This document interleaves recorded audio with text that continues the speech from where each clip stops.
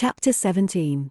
Elizabeth related to Jane the next day what had passed between Mr. Wickham and herself. Jane listened with astonishment and concern. She knew not how to believe that Mr. Darcy could be so unworthy of Mr. Bingley's regard, and yet, it was not in her nature to question the veracity of a young man of such amiable appearance as Wickham.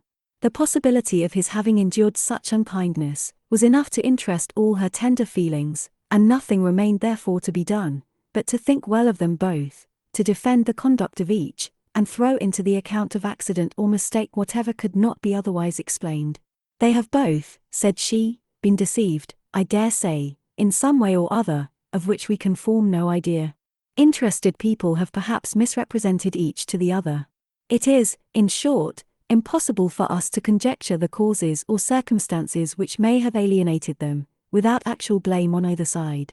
Very true, indeed. And now, my dear Jane, what have you got to say on behalf of the interested people who have probably been concerned in the business? Do clear them too, or we shall be obliged to think ill of somebody. Laugh as much as you choose, but you will not laugh me out of my opinion.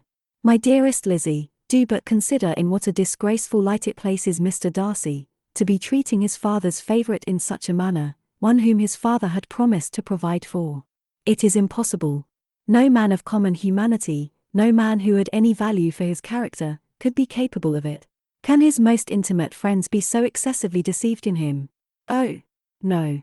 I can much more easily believe Mr. Bingley's being imposed on, than that Mr. Wickham should invent such a history of himself as he gave me last night, names, facts, everything mentioned without ceremony. If it be not so, let Mr. Darcy contradict it. Besides, there was truth in his looks. It is difficult indeed, it is distressing. One does not know what to think. I beg your pardon, one knows exactly what to think. But Jane could think with certainty on only one point, that Mr.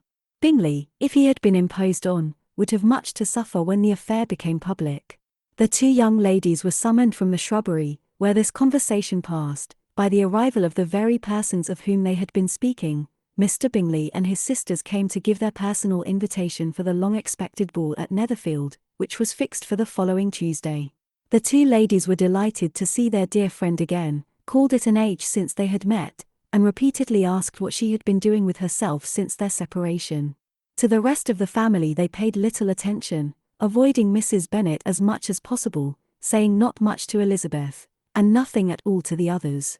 They were soon gone again, rising from their seats with an activity which took their brother by surprise, and hurrying off as if eager to escape from Mrs. Bennet's civilities.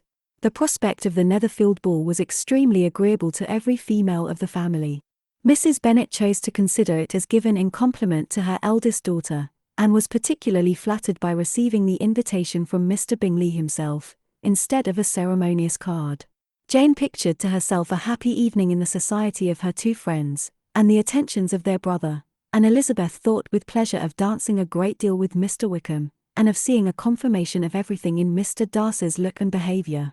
The happiness anticipated by Catherine and Lydia depended less on any single event, or any particular person, for though they each, like Elizabeth, meant to dance half the evening with Mr. Wickham, he was by no means the only partner who could satisfy them, and a ball was, at any rate, a ball. And even Mary could assure her family that she had no disinclination for it. While I can have my mornings to myself, said she, it is enough. I think it is no sacrifice to join occasionally in evening engagements. Society has claims on us all, and I profess myself one of those who consider intervals of recreation and amusement as desirable for everybody.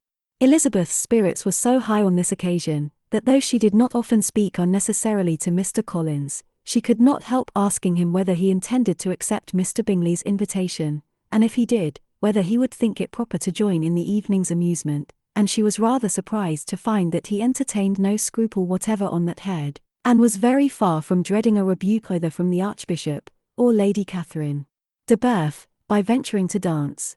I am by no means of the opinion, I assure you, said he, that a ball of this kind, given by a young man of character, to respectable people, can have any evil tendency, and I am so far from objecting to dancing myself, that I shall hope to be honoured with the hands of all my fair cousins in the course of the evening, and I take this opportunity of soliciting yours, Miss Elizabeth, for the two first dances especially, a preference which I trust my cousin Jane will attribute to the right cause, and not to any disrespect for her.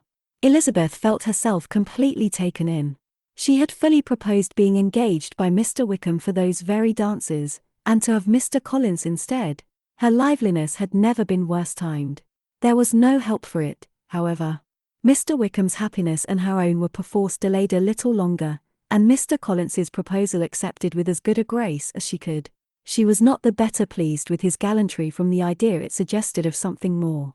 It now first struck her that she was selected from among her sisters as worthy of being mistress of Hunsford Parsonage, and of assisting to form a quadrille table at Rosings, in the absence of more eligible visitors.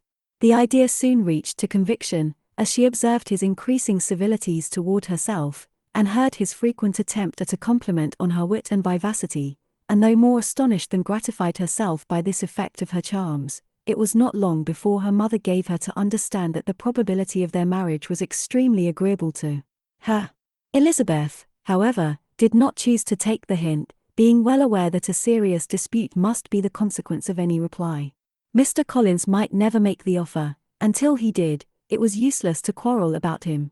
If there had not been a Netherfield ball to prepare for and talk of, the younger Miss Bennets would have been in a very pitiable state at this time, for from the day of the invitation, to the day of the ball, there was such a succession of rain as prevented their walking to Meryton once. No aunt, no officers, no news could be sought after. The very shoe roses for Netherfield were got by proxy. Even Elizabeth might have found some trial of her patience in weather which totally suspended the improvement of her acquaintance with Mr. Wickham, and nothing less than a dance on Tuesday could have made such a Friday, Saturday, Sunday, and Monday endurable to Kitty and Lydia.